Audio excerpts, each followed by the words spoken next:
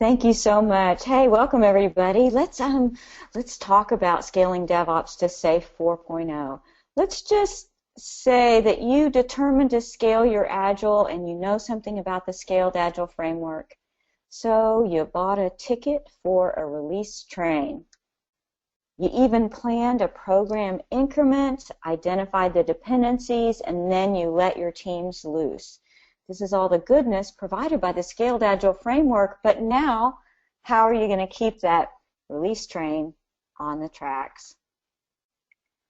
We're going to talk about how DevOps and SAFe work together. You know, the success stories people originally told about DevOps were usually born on the web companies that use small Agile development teams, and they would continuously release software, sometimes many times in a day.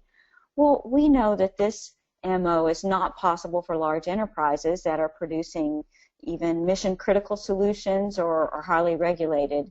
You know, it's because of the critical nature of their work, they cannot do multi-times-a-day releases. But DevOps can help those kinds of organizations in a very impactful way.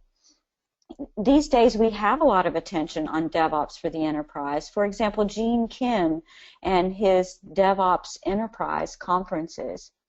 Some people still think that SAFe and DevOps are separate concerns in an enterprise, but in reality, they really support each other in significant ways. So that's what we'll talk about today. DevOps is one of those elephant terms, right? It has many aspects, and people see it from different perspectives. So there are three key parts of DevOps on which we'll focus our discussion today. People talk about CI, or continuous integration, and continuous delivery, CD. I've also added a term I made up, but shifting ops to the left, and I think of it as soul, or the sun. So other elements such as infrastructure as code, using microservices architecture, they support these concepts, and so we'll be focusing on these three today. So this is my picture, and I call it the delivery accordion.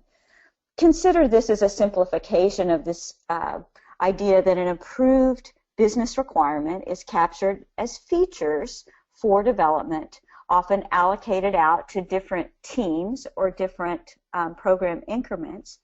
The features allocated to development teams as stories or plan items, and they're put into plans to be implemented.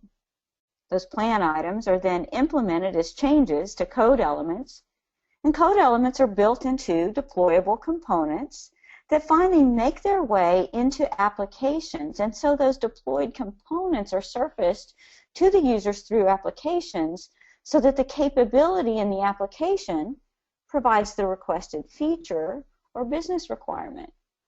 You can see that there's a lot of places in here that the business value can get lost in translation, especially across different teams and different environments, technologies, and terminologies. Now, consider that in Scaled Agile framework, we can repeat this at every increment. That's a lot of complexity to manage. And at the heart of DevOps is something called the delivery pipeline.